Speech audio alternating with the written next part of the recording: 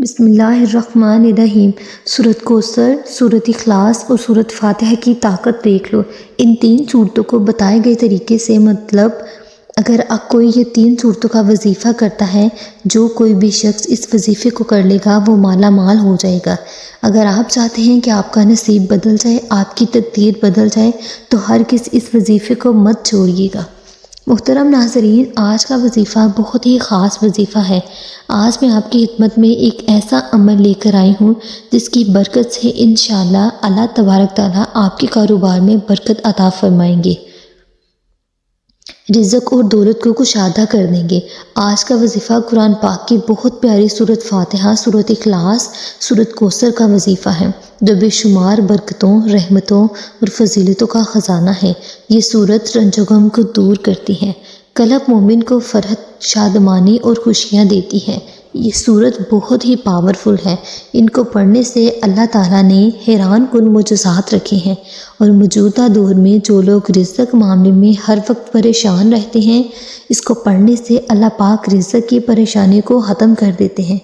اللہ کریم نے ان صورتوں کے پڑھنے پر اتنی زیادہ برکت رکھی ہے کہ جو کوئی بھی رزق کی پریشانی میں ان صورتوں کو اپنے گھروں میں نماز کی پابندی کے ساتھ پڑھنا شروع کر دے گا، اللہ کی جانب سے اس انسان کے لیے دلی طور پر ایسا سکون نصیب ہوتا ہے، دنیا میں کسی اور شے سے سکون نہیں نصیب ہو سکتا۔ یہ کتنی بڑی سعادت ہے کہ انسان کے لیے 2 سال قبل ایک بہن بار بار کہہ رہی تھی، وہ اپنی ایک ہی پریشانی کا بار بار ذکر بتاتے ہوئے کہہ رہی تھی کہ میرا خاوند سعودی عرب میں ایک کمپنی کے ساتھ کام کرتے تھے۔ اس وقت گھر کے حالات بہت اچھے تھے۔ آپ جانتے ہیں کہ جب انسان کے حالات اچھے ہوں تو اس کا فرق گھر کے ماحول پر پڑتا ہے۔ جب بچے اچھے اسکولوں میں پڑھتے ہیں، ان کا کھانا پینا سب اچھا ہوتا ہے۔ پھر انہی دنوں میں کہ اچانک سعودی میں وہ کمپنی بند ہو گئی اور خاوند پاکستان آ گئے۔ جیسے ہی وہ پاکستان آئے تو کچھ عرصے تک وہ کافی کمپنیوں میں کام کے لیے اپلائی کرتے رہے، مگر کسی نے ایسا رزق باندھ رکھا تھا کہ پھر دور دور تک امید نظر نہیں آ رہی تھی۔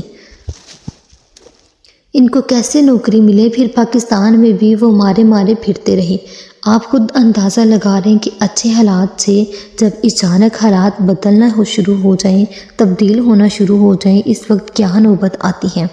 کچھ جمع پونجی تھی، وہ بھی ختم ہو گئی۔ اب قرض بھی کافی زیادہ چڑھ گیا۔ سمجھ نہیں آ رہی تھی کہ کیا ہو گیا ہے۔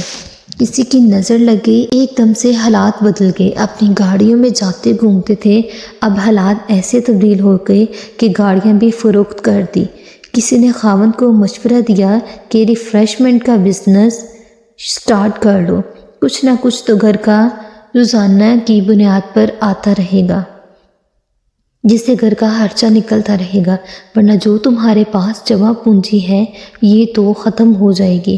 پھر لوگوں سے قرض لیتے رہنا اور تمہاری نسلیں بھی قرض دیتی رہیں گی۔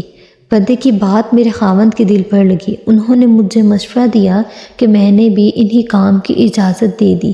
پھر انہوں نے ریفریشمنٹ کا کام شروع کر دیا تو وہ بھی نہیں چل پایا، بڑی مشکل سے اس کا کرایہ پورا ہوتا تھا۔ جب انسان پریشانی میں گرا ہوا ہوتا ہے تو اس کو کچھ سمجھ نہیں آ رہی ہوتی کہ وہ کیا کرے۔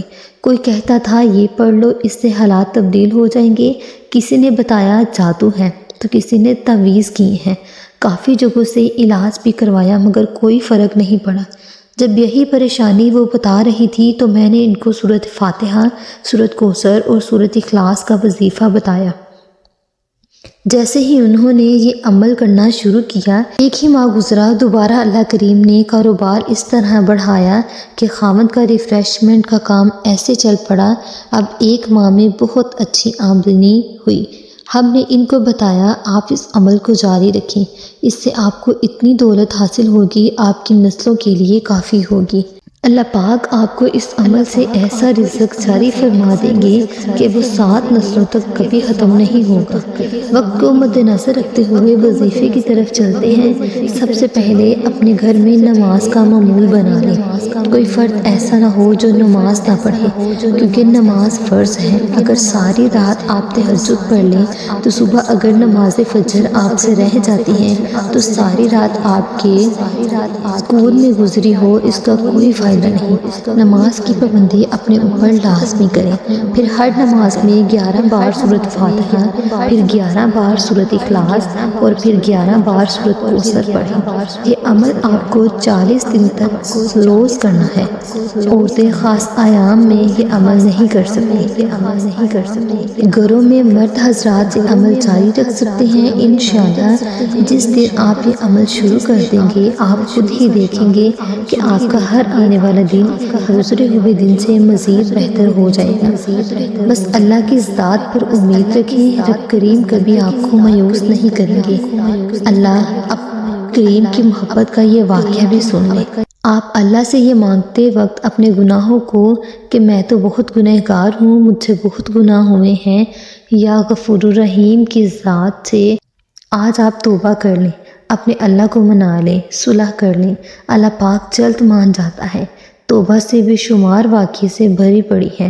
کہیں لوط علیہ السلام جیسے انبیاء کی بیوی جہنم کے ایندھن بن رہی ہے، تو کہیں فرعون جیسے دشمن دین کی بیوی آسیہ اسلام قبول کر کے جنت میں ختم المرسلین کی زوجہ کا شرف حاصل کر رہی ہیں۔ کہیں نبی صلی اللہ علیہ وآلہ وسلم کا سردار چچا ابو لہب جہنم کے پست ترین درجات میں گر رہا ہے، تو کہیں بلال جیسا غلام حضور صلی اللہ علیہ وآلہ وسلم کی سواری کی لگام پکڑے جنت میں داخل ہو رہا ہے۔ وظیفے کے بعد آپ نے لازمی اللہ تبارک تعالیٰ کی بارگاہ میں دعا کرنی ہے کہ اللہ ہم سب کو دین حق پر چلنے کی توفیق عطا فرمائے۔ اللہ ہم سب کی تمام مشکلات کو اور جو لوگ پریشان ہیں ان سب کی پریشانیوں کو دور فرمائے۔ ہم سب کو 5 وقت نماز باجماعت ادا کرنے کی توفیق عطا فرمائے۔ مزید اس طرح کے وظائف حاصل کرنے کے لیے ہمارے چینل کو سبسکرائب کریں، ویڈیو کو لائک لازمی کیجیے گا، اور کون سا وظیفہ آپ لینا چاہتے ہیں ہمیں کمنٹ سیکشن میں بتائیے گا۔